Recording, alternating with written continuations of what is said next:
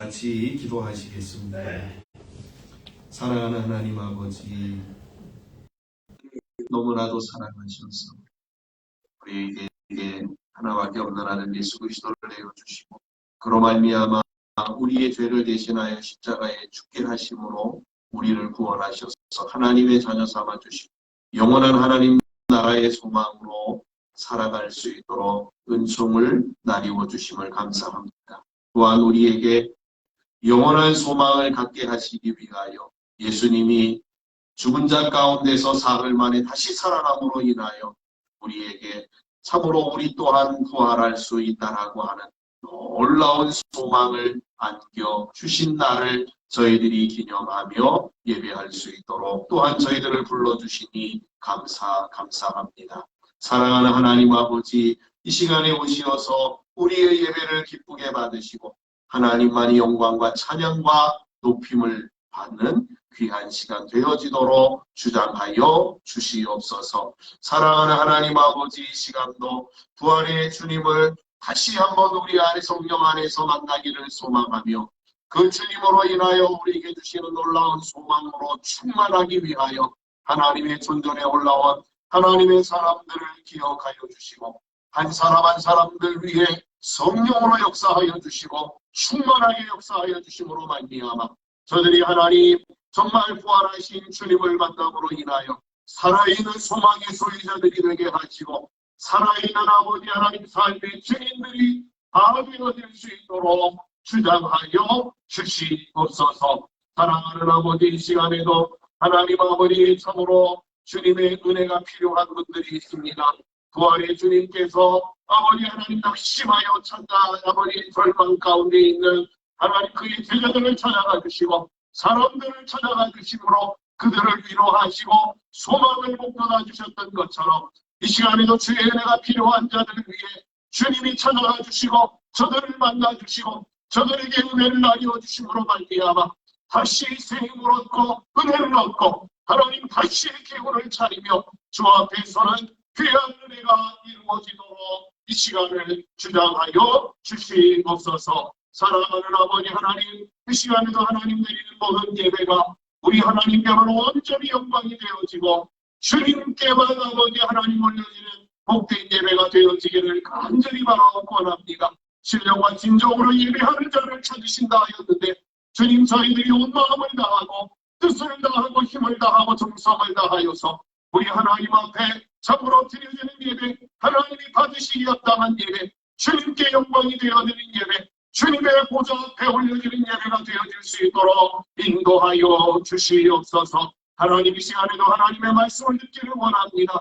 저희들의 귀를 열어주시고 우리의 마음을 열어주시며 하나님의 말씀이 잘 박힌 것처럼 이 시간에도 하나님 저희들의 심령 위에 하나님 다가갈 수 있도록 도와주시옵소서. 사랑하는 아버지 하나님, 우리 하나님 아버지 이 자리에 하나님 아버지 부활절에 하나님의 배 가운데 나오지 못한 분들이 있습니다. 저들을 기억하여 주시고 어느 곳에 있든지 저들이 예배할 때에 주님께서 저들과 함께 하시고 우리와 같이 동일한 은혜로 저들을 붙잡아 주시며 행여나 하나님 낙심되어 하나님의 앞에 나오지 못한 분들이 있다라고 한다면 성령께서 저들을 찾아가 주시고 주의 영으로 역사하여 주심으로 말미암아 그 낙심 가운데서 자유함을 얻게 하시고 낙심 가운데서 일어남으로 말미암아 하나님 앞에 설 수 있도록 은총을 베풀어 주시옵소서. 이 시간에도 하나님 아버지여 사모하는 마음으로 주께 나온 자들을 빈손으로 돌려버리지 아니하시고 빈 마음으로 거저 돌려버리지 아니하시는 하나님인 줄 믿습니다. 이 시간에도 풍성한 은혜를 저희들에게 허락하여 주심으로 말미암아 하나님 앞에 예배를 마치고 돌아갈 때 우리의 영이 기쁨과 즐거움이 넘쳐나게 하시고 우리의 심령이 감사함으로 충만하여 돌아가는 복된 시간 되어지도록 하늘을 내으시고 한량없는 은혜로 충만하도록 축복하여 주시옵소서. 감사하며 예수님의 이름으로 기도하옵나이다. 아멘.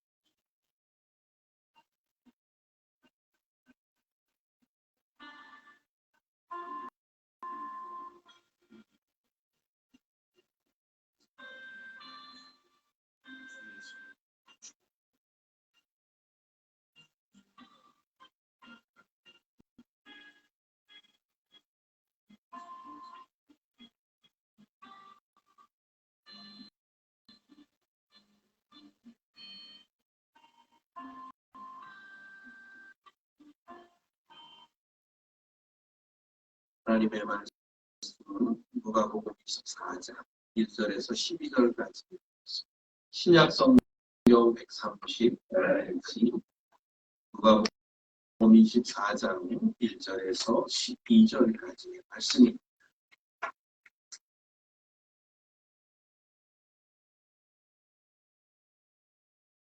우리가 같이 합독해서 같이 읽도록 하겠습니다. 우리 같이 읽겠습니다. 안식 후 첫날 새벽에 이 여자들이 그 준비한 향품을 가지고 무덤에 가서 돌이 무덤에서 불려 옮겨진 것을 보고 들어가니 주 예수의 신체가 보이지 아니하더라. 이로 인하여 근심할 때에 문득 찬란한 옷을 입은 두 사람이 곁에 섰는지라. 여자들이 두려워 얼굴을 땅에 대니 두 사람이 이르되 어찌하여 살아있는 자를 죽은 자 가운데서 찾느냐. 여기 계시지 않고 살아나셨느니라. 갈릴리에 계실 때에 너희에게 어떻게 말씀하셨는지를 기억하라.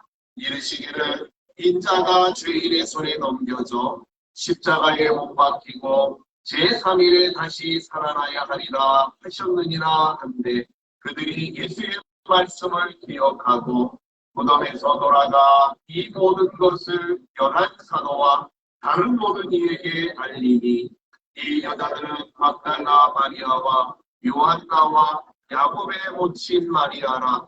또 그들과 함께한 다른 여자들도 이것을 사도들에게 알리니라.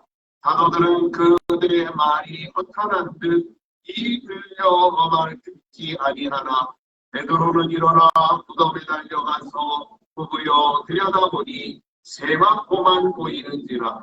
그 된 일을 놀랍게 여기며 집으로 돌아가니라.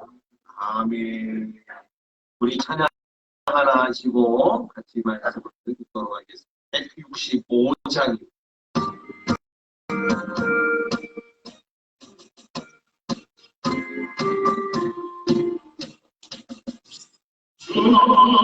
주님 그 영광 다시 찾은 그 사랑 온세 모두 뒤집힌 건데 이러인 그 천사 오른 옥경고 주셨던 것은 여기 있었네. 주님께 영광 다시 사신 그 사랑 전세 모두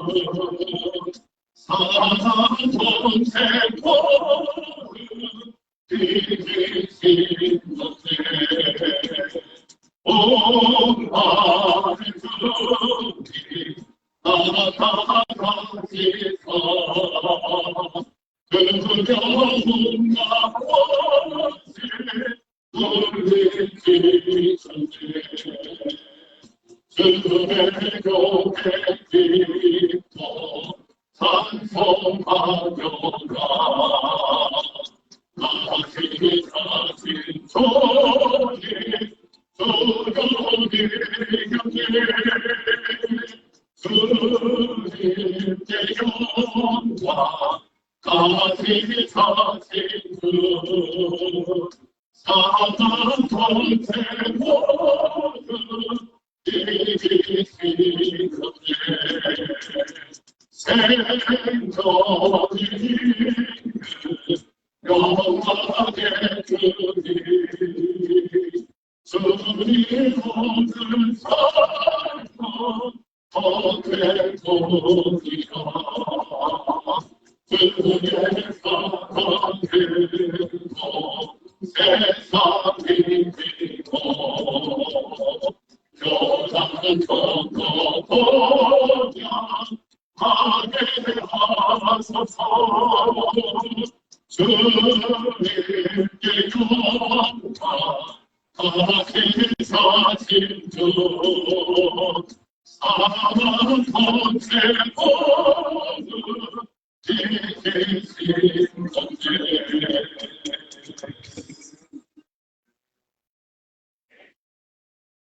말씀의 제목은 십자가 주변의 사람들, 여자들에 대한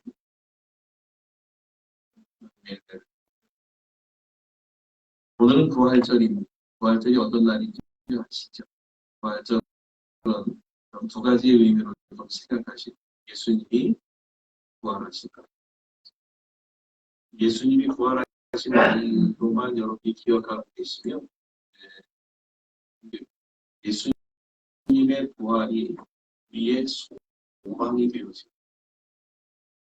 예수님의 부활이 나하고 상관없는 날이면 예수님의 부활이 아무런 의미가 없습니다. 그 부활이 나하고 연관이 되어서 나에게 소망이 되어지고 또 예수님처럼 부활할 것이다 라고 하는 이 강한 소망과 확신과 믿음으로 주 앞에 나아가는 날이 부활절. 여러분, 이 부활의 예배를 드리러 오셨는데 이러한 소망이 여러분 가운데 있기를 주님의 이름으로 간절히 축복합니다. 하나님의 아들이신 예수님이 우리의 죄를 대신 지시고 십자가에 죽으셨습니다. 그리고 사흘 만에 다시 살아나셨습니다. 고린도전서 15장 13절은 이렇게 우리에게 이야기해주고 있습니다. 만일 죽은 자의 부활이 없으면 그리스도도 다시 살아나지 못하였을 것이다 라고 말합니다. 무슨 얘기죠? 예수님이 부활하셨다라고 하는 것은 어떠한 이야기를 하고 있는 거냐면 죽은 사람이 다시 살아나는 일이 분명하게 확실하게 있다라고 하는 것을 우리에게 이야기해주고 증거해주고, 예수님이 부활하셨습니다. 그리고 우리 또한 부활할 것이다. 그렇죠? 그렇죠? 그러니까 사람이 다시 부활하는 일이 분명하고 확실하게 있다라고 하는 것을 성경이 우리에게 말하고 있다는 것입니다. 예수님이 로마서 6장 5절에 보시면 부활에 대하여 또 이렇게 증거합니다. 만일 우리가 그의 죽으심과 같은 모양으로 연합한 자가 되었으면 또한 그의 부활과 같은 모양으로 연합한 자도 된다. 이렇게 이야기하고 있습니다. 여러분, 이 말씀은 십자가는 예수님과 우리를 하나로 묶어주는 것입니다. 그렇죠? 그러니까 예수님의 십자가는 하나님과 원수되었던 사람들을 하나로 연결해주는, 하나로 이어주는 통로였습니다. 예수님이 나의 죄를 위하여 십자가에 죽으셨다라고 하는 그 사실을 믿고 그 믿음 안에 거하며 예수님처럼 우리도 부활하게 됐다는 것을 이야기해주고 있는 말씀입니다. 우리는 몇 시간에 걸쳐서 예수님이 달리신 십자가 주변의 사람들에 대하여서 생각하였습니다. 오늘은 마지막으로 예수님 주변의 사람, 특별히 여인들에 대하여서, 여자들에 대하여서 생각하면서 이 부활절에 주시는 은혜를 우리가 나누려고 합니다. 여자들이 십자가 주변에 나타난 것은 누가복음 23장 27절에서부터 시작되었죠. 한번 찾아볼까요? 누가복음 23장 27절을 한번 보겠습니다. 누가복음 23장 27절.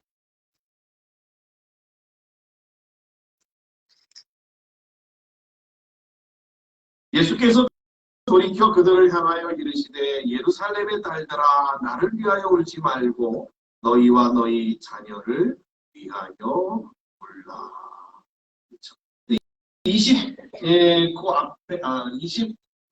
제가 제대로 읽은 건가요? 27절인데, 그렇죠? 또 백성과 및 그를 위하여 가슴을 치며 슬피 우는 여자의 큰 무리가 따라오는지라. 아무 죄도 없이 빌라도의 법정에서 사형 언도를 받은 예수님은 골고다까지 그 무거운 십자가를 지고 가셔야만 했습니다. 자신들에게 무슨 일이 닥칠지 모른다라고 하는 이유로 그토록 오랜 시간 따랐던 이 제자들은 예수님이 사형 언도를 받고 골고다로 십자가를 지고 가시는 그 상황 속에서는 그 장소에는 한 사람도 남아있지 아니하고 다 도망가 버리고 말았습니다. 거기에는 수많은 군중들만 따랐고 거기다가 다른 사람들이 있었는데 바로 지금 그렇죠? 이 성경이 이야기하고 있는 여인들이 예수님이 십자가를 지고 가는 길에 따랐음을 우리가 확인하게 되었습니다. 예수님이 골고다 언덕까지 가시는 이 과정에서 무려 10몇 번 넘어지는 이러한 넘어졌다라고 얘기를 하는데 성경이 정확하게 기록하고 있지는 않아서 정확한 말씀을 드릴 수 없습니다만은 예수님이 자꾸 넘어지고 힘들어 하시니까 군중들이 로마 병사들이 구레네 사람 시몬을 붙들어서 그에게 십자가를 지게 하였습니다. 그러한 모습들을 지켜보는 여인들의 모습을 오늘 성경이 어떻게 표현해주고 있냐면 가슴을 치며 슬피 울며 예수님의 행렬을 따랐다고 기록해주고 있습니다. 그런데 누가는 이 예수님을 따르는 여자의 무리를 가리켜 뭐라고 표현하냐면 성경 한번 다시 보시죠. 또 백성과 및 그를 위하여 가슴을 치며 슬피 우는 여자의 큰 무리가 따라오는지라 이렇게 얘기합니다. 그러니까 작은 무리가 아니라 몇 사람이 아니라 많은 사람들이 예수님의 십자가를 따라가며 가슴을 치고 슬피 울며 따라가는 여자들이 있었다라고 성경은 지금 말하고 있다는 거예요. 저는 이렇게 생각합니다. 예수님의 십자가 행렬을 보면서 가슴을 치며 슬피 울던 여자들은 상당히 많은 숫자였다. 그런데 이 많은 여자들이 갑자기 여러분 49절 한번 보겠습니다. 49절에 보시면 조금 바뀌는 그러한 내용이다. 49절을 이렇게 했습니다. 예수를 아는 자들과 갈릴리로부터 따라온 여자들도 다 멀리 서서 이 일을 보니라 라고 성경은 증거하고 있습니다. 이 다시 여자들의 이야기가 이 49절에서 나오는데 이 49절에서는 이 여자들을 뭐라고 표현하냐면 수많은 큰 무리가 아니라 갈릴리로부터 따라온 여자들이라고 표현하고 있다는 거예요. 오늘 보면 10절을 보시면 이 갈릴리로부터 따라온 여자들이 누구인가라는 것을 이야기해주고 있어요. 10절에 보면 이렇게 증거합니다. 이 여자들은 막달라 마리아와 요한나와 야곱의 모친 마리아라 또 그들과 함께한 다른 여자들도 이것을 사도들에게 알리니라 이렇게 이야기를 하고 있습니다. 그러니까 이름을 밝힌 여자들도 있는 반면에 이름을 밝히지 않은 여자들도 있지만 앞에 이 27절에서 이야기하고 있는 큰 무리의 여자들하고는 비교가 되는 이 소수의 무리, 그렇죠? 작은 무리의 여자들만 예수님을 따르고 있음을 우리가 확인하게 되었습니다. 이처럼 빌라도의 법정에서 사형언도를 받고 골고다로 십자가를 지고 가시는 예수님을 처음에 따르던 여자들은 많았습니다. 그것도 가슴을 치며 슬피 울면서 말이에요. 그런데 정작 예수님이 십자가에 달리시고 수많은 무리들에게 조롱과 멸시를 당하시고 문병하실 때에는 그 큰 무리들이 다 거기에 있었던 것이 아니라 갈릴리로부터 온 여자들이었다라고 하는 것이 성경이 말하고 있습니다. 여기 여자들이 예수님을 따라갈 때에 가슴을 치며 슬피 울었다라고 하는 말은 그들의 감정에 휩싸인 마음으로 요동치는 마음을 갖고 있었다라고 하는 그 여자들은 왜 그렇게 슬피 울고 가슴을 쳤는지 잘 모르겠습니다. 예수님의 죽음이 불쌍해서인지 아니면 자신들의 문제를 해결받지 못해서인지 정확하게 알 수는 없지만, 그런데 정작 중요한 것은 십자가에 힘없이 달리신 그 예수님을 보고, 그 십자가에서 죽으시는 그 예수님을 보고는 그들은 모두 따르는 것을 멈추고 돌아갔다. 그런데 누가는 갈릴리로부터 따라온 여자들은 끝까지 따랐음을 증거해 줍니다. 이것은 우리가 예수님을 어떻게 따라야 되는가라고 하는 것을 인도하는 내용이라고 할 수 있습니다. 어떻게 따라야 되냐? 끝까지. 예수님을 끝까지. 여기에서 우리가 한 가지 기억하셔야 될 게 있어요. 예수님을 끝까지 따르는데 우리가 가장 경계해야 될 것이 하나가 있어요. 그게 뭐냐면 감정적으로, 감정에 의하여 따르시면 절대로 안 돼요. 예수님을 감정적으로 따라간다든지 예수님을 감정에 의하여서 따르시면 안 된다. 바꿔 말씀드리면 신앙생활을 감정적으로 한다든지 감정에 의해서 감정의 조절을 받아서 신앙생활하면 안 된다. 물론 처음에 하나님이 역사하실 때는요, 우리 하나님께서 사람들을 부르시고 교회로 인도하시고 그들에게 어떤 변화의 마음을 주시고 은혜를 주실 때에는 인간은 감정의 동물이기에 감정을 통해서 우리를 찾아와 주시고 우리에게 역사해 주시고 우리에게 은혜를 주시는 것은 맞습니다. 그러나 그 감정을 갖고 감정에 따라서 예수님을 따르면 어떠한 일들이 벌어지냐면 신앙의 기복이 아주 심해집니다. 자기 감정이 좋으면 어떻게 해요? 그냥 누구라도 열심히 해요. 근데 자기 감정이 나쁘면 어떻게 해요? 이거를 온데간데 없이 그냥 사라져버리고 이러한 신앙의 기복이 생깁니다.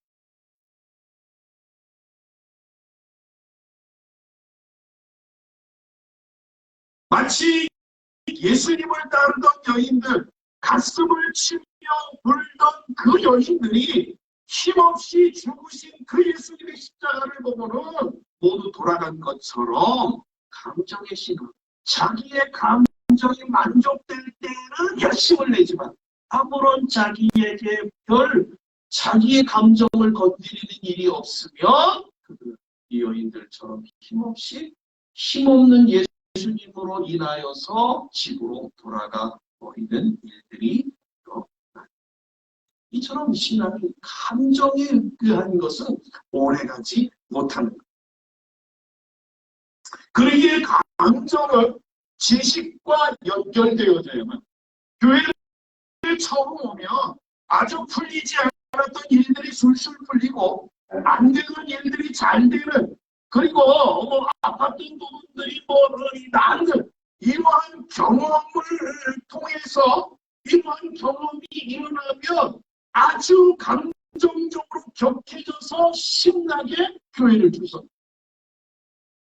그런데 이러한 상태에서 신앙이 말씀과 연결되어지지 아니하면 금방 사기로 오래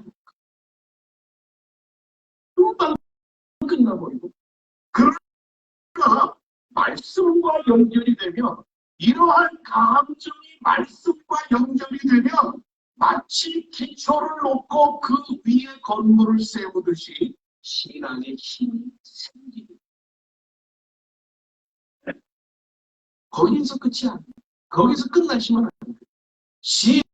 이 감정이 말씀과 연결이 되어지는 거에서 끝나면 그거를 신앙이라고 얘기하죠. 여기에서 그 지식이 우리의 의지인 인격과 연결되어질 때 비로소 그걸 갖게 신앙. 여러분, 인격과 연결되어진다라고 하는 것은 우리가 하나님을 나의 필요에 의하여서 도움이 되는 무언가를 얻기 위하여 믿고 따르는 것이 아닙니다. 보통 우리가 많은 분들이 이렇게 신앙생활하는 경우들이 대단히 많습니다. 하나님 앞에 무언가 얻어내기 위하여서, 하나님 앞에 내가 원하는 무언가를 충족시키기 위하여서 하나님 앞에 나아가 하나님을 믿는다라고 얘기를 하고, 그래서 신앙생활하는 경우들이 상당히 많습니다. 요거는 인격적인 신앙이라고 이야기하지 않습니다. 인격적인 신앙은 이거. 하나님이 나를 사랑하시고 나를 구원하신 그 은혜와 사랑을 갖고, 그렇죠?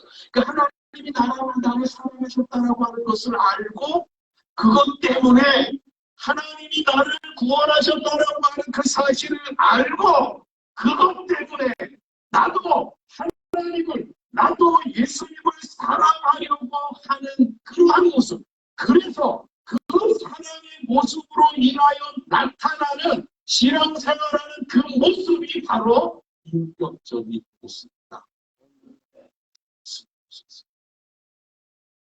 그러니까 필요에 의해서가 아니고 사랑에서 따르는 그러한 관계가 바로 인격적인 관계라는 것, 이해가 되시죠? 네. 여러분의 신앙이 이러한 모습이 되어지셔야 될 줄 믿습니다. 그럴 때 다른 신앙을 소유할 수 있고 갈릴리로부터 따라온 여자들처럼 중간에 포기하지 아니하고 예수님을 끝까지 따를 수 있게 되는 것입니다. 여러분, 우리 성도님들이 이 여자들처럼 예수님을 끝까지 따르는, 갈릴리에서 온 여자들처럼 예수님을 끝까지 따르는 그러한 분들이 되어졌으면 참 좋겠어요. 여러분 한번 생각해 보시죠. 갈릴리에서 온 여자들이 예수님을 따라간다는 것은 얼마나 따랐다는 거예요. 예수님이 말씀을 선포한 것이 갈릴리에서부터 시작했으니까 적어도 3년 이상 예수님을 꾸준히 아무런 변함 없이 따랐다는 거예요. 그것이 어디까지 연결됐다고요? 예수님이 죽으시는 그 십자가의 자리까지도 연결되어졌다라고 성경은 우리에게 이야기합니다.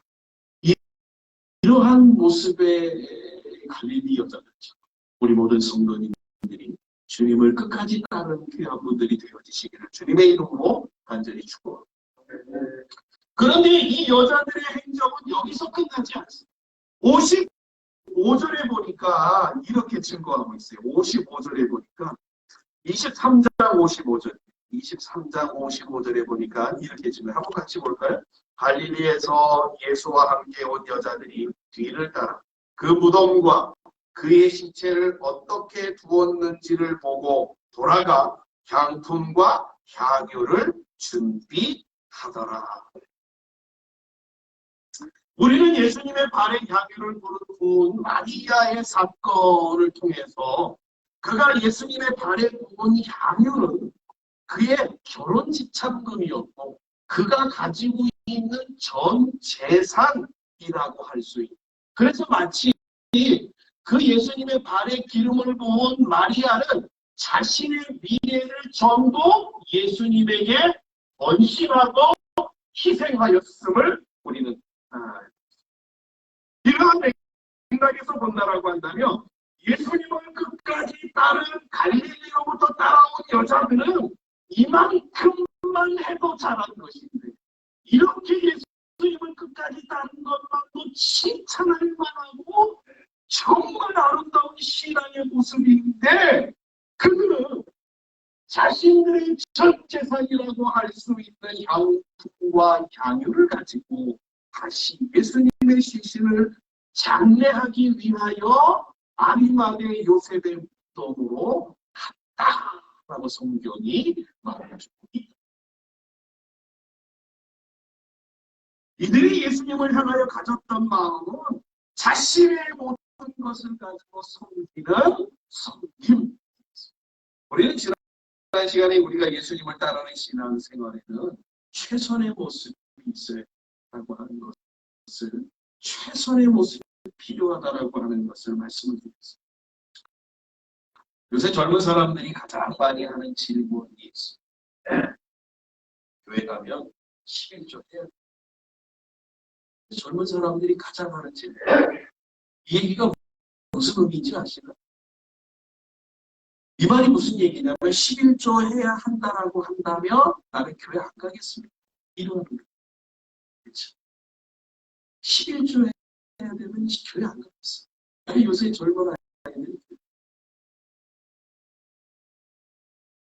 여러분, 우리가 어떠한 사람을 사랑한다라고 하면서 아무리 사랑해도 이것은 안 된다고, 사랑하고도 안 바꾼다고 한다면 내가 당신을 사랑하지만 이것만큼 내가 그 사랑하고는 안 바꾼다라고 한다면 그게 사랑일 수 있습니다. 그 사랑이라고 말할 수 있겠습니다. 신앙은 이해타산적으로 접근해서는 신앙은 사랑으로 접근합니다. 하나님이 우리에게 접근하시는 방법이 이해타산적으로 접근하시는 게 아니에요. 야, 내가 너한테 이렇게 해줄 테니까 너 나한테 이렇게 대봐. 내가 이렇게 할 테니까 너 이렇게 해. 하나님이 이해타산적으로 우리에게 접근하시고 우리를 찾아오시고 우리를 만나주시고 우리를 구원하신 그 하나님의 모든 행동의 근원은 하나님이 우리를 사랑하셨기 때문에 그게 성경의 증거. 그러기에 하나님은 우리에게 자신에게 하나밖에 없는 독생자를 그냥 내어주시는 하늘과 땅에 있는 모든 것들은 우리가 하나님을 믿는 모든 사람들이 입을 열어 하나님 앞에 구하기만 하면 하나님께서 가장 좋은 방법으로 가장 최선의 방법으로 가장 아름다운 모습들로 우리의 삶을 인도하시고 우리의 장래를 이끌어 가시는 당신의 모든 것들을 다 내어주시는 이유는 우리를 사랑하시기 때문이다.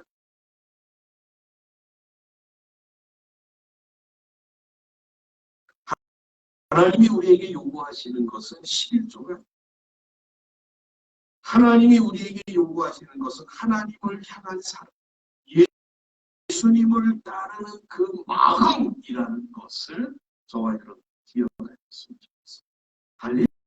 갈릴리로부터 따라온 여자들은 바로 예수님을 향한 사랑과 마음을 드린 그러한 사람들이요. 오늘 본문 1절에 보니까 안식일이 지나자마자 새벽에 이 여자들은 그 준비한 향품과 향유를 가지고 무덤에 갔다 이렇게 증거하고 있습니다. 여러분, 이 새벽에 무덤에 갔다라고 하는 말이 어떤 의미인 줄 아시죠? 캄캄할 때 그저 날이 바로 이게 그저 해가 뜰 때에 그때가 새벽이지 않습니까? 그러면 새벽에 무덤에 갔다라고 하는 말은 이미 캄캄할 때 일어나가지고 준비해가지고 그것을 가지고 무덤까지 갔다라고 하는 거야. 그럼 이것은 뭘 보여주는 여인들의 헌신함이 어떠했는가라고 하는 것을 말합니다. 이것이 바로 그들이 마음과 사랑을 예수님께 드린 증거. 오늘 우리가 읽은 본문은 이러한 마음을 가지고 예수님을 찾아온 이 여자들에게 이러한 일들을 보여주는 말씀이 몇 가지로 보여주고 있는데, 예. 첫째는 이거. 그 여인들이 예수님을 향하여 자신의 사랑과 마음을 갖고 예수님을 섬기던 그 여인들에게 이루어지고 나타난 일들이 무엇인가? 첫째, 본문 2절에 보니까 이렇게 증거하고 있습니다. 돌이 무덤에서 불겨 옮겨진 것을 보았다. 그렇죠?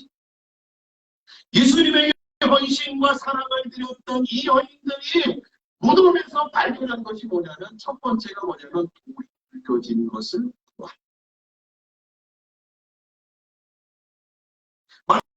마태복음 27장 66절에 보시면 예수님의 시신이 안장된 무덤을 뭡니까 그 군사들이 지키고 있었죠. 근데 이 군사들에게 명을 내려서 돌로 맞고 임봉까지 하였다라고 성경이 증거합니다. 마가복음 15장에서는 이 여자들이 무덤을 향해 가면서 어떻게 하면 무덤에 막힌 돌을 옮길 수 있을까라고 걱정하고 염려하면서 갔다 이렇게 증거합니다. 그렇죠? 그런데 이 여인들이 예수님의 무덤에 왔을 때에 그들은 자신이 걱정하고 염려하던 모든 일들이 다 사라져고 다 해결되어졌음을 그들이 믿었습니다. 누가 돌아오겠을까요? 누가 돌아오겠을까요? 그것에 대해서 마태복음 28장 2절에서 이렇게 증거했습니다. 어떻게 돌이 옮겨졌냐면 큰 지진이 나서 주의 천사가 내려와 돌을 굴렸다. 이렇게 증거해 주고 있습니다. 새벽에 예수님의 시신을 찾아 무덤에 온 여자들은 그야말로 하나님의 개입하심으로 인하여 발생된 초자연적인 일을 목격하였던 것입니다. 하나님의 기적을 본 하나님의 기적. 어떠한 사람들이 하나님의 기적을 본 주님을 끝까지 따르며 사랑과 헌신으로 사랑과 자신의 온 마음을 다하여 주님을 따랐던 그 사람들에게 놀라운 기적이 그들에게.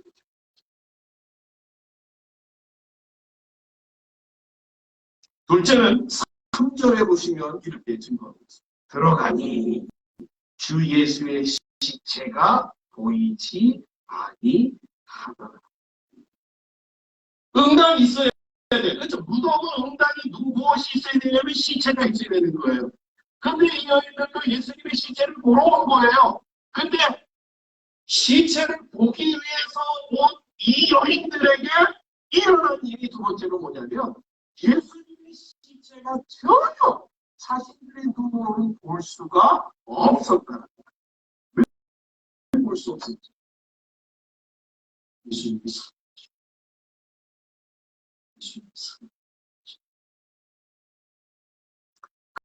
그래서 이 누가는요, 예수님의 살아나셨다라고 하는 이야기를 오늘 성경에서 몇 가지로 이야기를 합니다. 첫 번째, 3절에 보시면 들어간 주 예수의 시체가 보이지 않아요. 그렇죠? 그러니까 시체를 가리고 보통 그냥 누구의 시체 이렇게 얘기하는데 지금 누가는 어떻게 표현하냐면 주 예수의 시체가 주 살아계신 하나님의 아들 예수 그리스도의 시체. 그러니까 예수님이 어떤 분이라는 거예요? 살아나셨다. 이렇게 얘기를 합니다. 5절에 보니까 이렇게 또 증거해요. 여자들이 두려워 얼굴을 땅에 대니 두 사람이 이르되 어찌하여 살아있는 자를 죽은 자 가운데서 찾느냐. 그렇죠? 6절에도 있죠. 여기 계시지 아니하고 살아나셨느니라.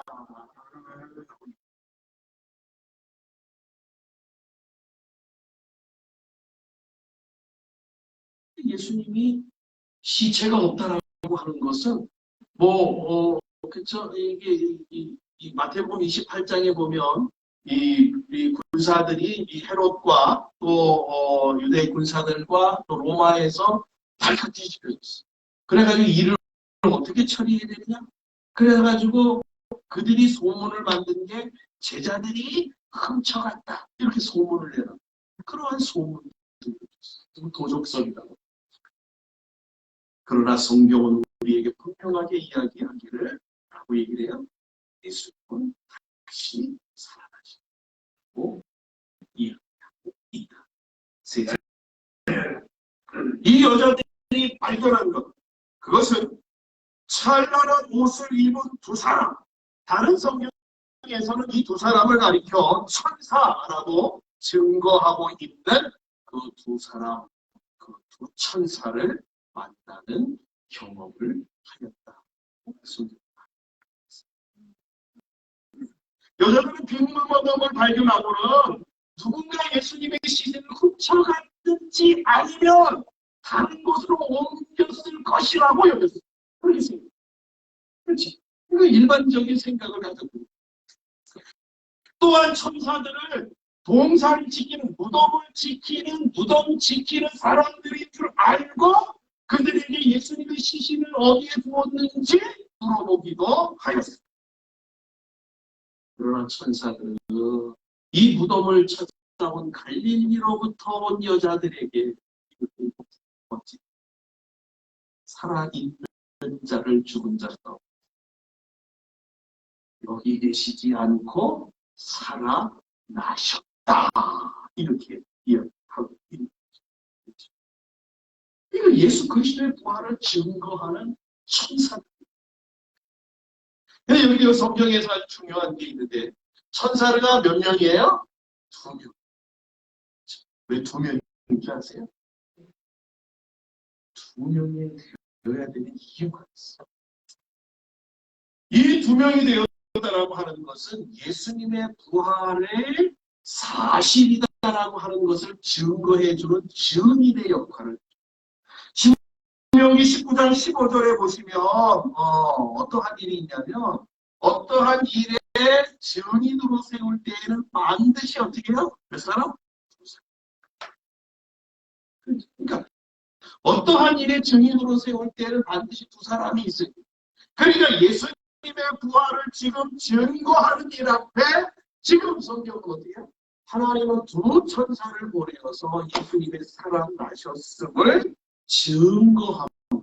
그래서 법적인 효력을 발생하도록 지금 하고 있다라고 합니다. 또한 천사들은 여자들에게 예수님이 이전에 가르치셨던 내용들이 있지 않느냐, 또 예수님이 옛날에 가르쳐줬던 내용들이 있지 않느냐라고 하며 그 여자들에게 그것들을 다시 기억하라고 했습니다. 그 천사들의 이야기를 듣고 여자들이 예수님이 자신들에게 일러주고 가르쳤던 이야기들을 곱씹어봤어요. 그들이 생각이 나요. 어떤 말씀이요? 누가복음 9장 22절의 말씀이세요. 예수님은 가이사랴 빌립보에서 예수님의 제자들을 데리고 전도 여행을 가시다가 그 가이사랴 빌립보에서 어떠한 것들을 이야기하셨냐면, 수많은 제자들에게 세상 사람들은 나를 너희들은 나를 누구라고 하느냐라고 하는 이 2가지의 질문을 던졌습니다. 그때 베드로가 이렇게 고백하죠. 여러분 잘 아시는 마태복음 16장 16절의 말씀. 주는 그리스도시요 살아계신 하나님의 아들이십니다. 다시 말씀드리면 이거죠. 주님은 메시아이십니다. 메시아로 오신 하나님의 아들이십니다. 이렇게 고백을 합니다. 그 고백이 있은 후에 예수님이 제자들에게 가르치신 내용이 하나 있었어요. 그것이 뭐냐면 이거예요. 제가 인자가 많은 고난을 받고 장로들과 대제사장들과 서기관들에게 버림받아 죽임을 당하고 제3일에 살아나야 합니다. 예수님이 이 베드로의 고백이 있은 후에 제자들에게 가르쳐 주신 말씀이 뭐냐면, 내가 죽을 것이다. 내가 십자가에 죽을 것이다. 많은 대상들과 사람들에 의하여서 내가 죽을 것이다. 그러나 죽음으로 끝나지 아니하고 3일 만에 다시 살아날 것이다. 라고 하는 것을 그들에게 주셨다.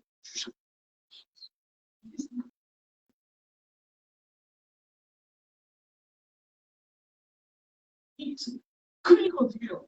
안 믿을 수가 없는 거죠. 예수님의 계시던 자리에 시신이 없어요. 천사들이 그에게 말하기를 예수님이 다시 살아났다 라고 얘기해요. 예수님이 이전에 말씀하셨던 내용들을 곱씹어보니까 그 말씀이 분명하게 맞았다. 안 믿을 수가 없죠. 모든 것들을 경험하고 이 여자는 예수님의 살아나셨음을 확신하고 네 번째 그들이 행한 일이 있습니다. 그들은 이 놀라운 일들을 이 11사도와 그리고 다른 사람들에게 알려 주었습니다.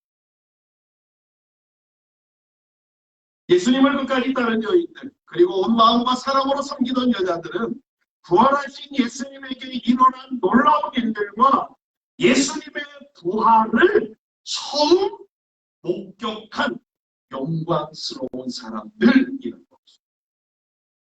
더 나아가서 여러분 예수님의 부활을 제일 먼저 전한 사람이에요.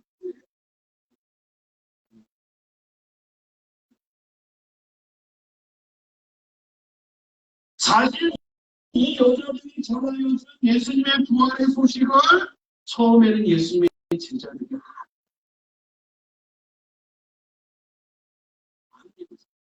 그러니까 얼마나 웃긴 거예요. 그렇죠? 예수님의 제자들은 그 예수님이 힘없이 돌아가시는 십자가에 팍 뿔뿔이 흩어져 도망갔는데 이 여자들은 끝까지 예수 누가 더 아름다운 신앙이었습니다. 물론 사도행전에 가시면 예수님의 제자들은 목숨을 걸고 예수님의 부활의 증인이 되었음을 성경이 증거하고 있습니다. 그들은 예수님의 부활을 증거하다 죽기를 각오하고 죽으면서 예수님의 부활을 증거하였습니다. 가장 놀라운 것은 예수님의 부활을 가장 중요한 사실은 예수님의 부활을 처음 목격하고 증거하는 자리에 누가 있습니까? 그 예수님의 부활을 가장 먼저 목격하고 그것을 가장 먼저 알려준 사람이 있습니다.